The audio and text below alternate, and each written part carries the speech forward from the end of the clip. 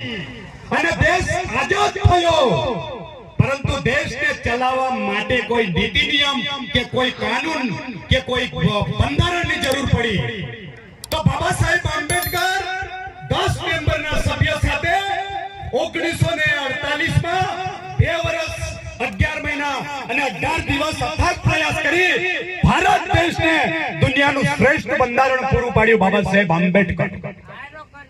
અને એ બંધારણમાં આદિવાસીઓને barricading seal area ઉમરગામથી Ambaji સુધી ટ્રાઇબલ બેલ્ટ કહેવાય। 14 જિલ્લામાં 249 તાલુકામાં 5મી અનુસૂચિ વિસ્તાર છે અને 5મી અનુસૂચિ વિસ્તારમાં બિન આદિવાસી આવીને નોકરી પણ નહીં કરી શકે। 100% પ્રતિ આરક્ષણ બંધારણ કહે છે, એવું નથી કહેતો। અને 5મી અનુસૂચિ વિસ્તારમાં રાજ્ય કે કેન્દ્ર સરકારની એક ઇંચ જમીન નથી, તેમ છતાં યોજનાના નામ પર, વિકાસના નામ પર ઉમરગામથી અંબાજી સુધી આદિવાસી લોકોની જમીન દિવસે ને દિવસે આ નાલાયક સરકાર આદિવાસીઓની જમીન હડપી રહી છે। લડી લેવું પડે ને। એટલે મિત્ર, ગાંધીનગર અને દિલ્હીમાં જે બેઠા છે ને એ અંગ્રેજોની औलाद છે। કોણ છે? અંગ્રેજોની औलाद। માત્ર કલર ચેન્જ થયો, બાકી નીતિ એમના એકના એક આ જ નીતિ છે। હજારો વર્ષથી આ દેશમાં આદિવાસીઓને પ્રતાડિત કરવામાં આવે, તેમ છતાં માહોલ બગાડવાનો ધંધો કર્યો। આદિવાસી હંમેશા શાંતિમય સમાજ છે અને શાંતિમાં માનનારો સમાજ છે। અને બાબા સાહેબ આંબેડકરના બંધારણને પણ અમે ફોલો કરનારા કે માનનારા લોકો છે, બરાબર। એટલે આજકાલની તમારી 77 વર્ષથી આવેલી સરકાર હજારો વર્ષથી રહેતા લોકોને હેરાન કરવાના ધંધા બંધ કરી નાખે, બરાબર। એટલે 5મી અનુસૂચિ વિસ્તારમાં તમારી દાદાગીરી નહીં ચાલે। આદિવાસી લોકોનો વિસ્તાર છે, અમારી સંપત્તિ છે।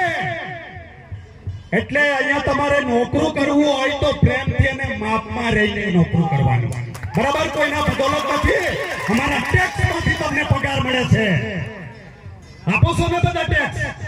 આપણે 1 કિલો ચણાનો લોટ લઈએ, એ ભજીયા ખાઈએ કે ચણાનો લોટ ફેંકી દઈએ, 1 રૂપિયો સરકારમાં ટેક્સ જાય, બરાબર। એટલે જેટલી પણ કંપનીની પ્રોડક્ટ આપણે વેચાતી લઈએ એ બધું ટેક્સમાં જાય અને પછી એનું મહેકમ ફળવાય, મહેકમમાંથી અમને પગાર આપે છે, બરાબર। એટલે માલિક પણ જો આપણા પર બતાવતા હોય તો મહેરબાની કરીને ભૂલી જાય, કોઈ કોઈના માલિક નથી। આ દેશના માલિક આદિવાસી લોકો છે। અને જ્યારે જ્યારે આદિવાસીઓ પર અત્યાચાર અને દમન થાય તો મિત્ર લડવા બહાર નીકળો, લડી લેવું પડે ને। આપણા હક વાળી લડાઈ લડવી પડે ને, લડવાની તૈયારી રાખો। હવે તો હદ થઈ, હદ, બરાબર છે।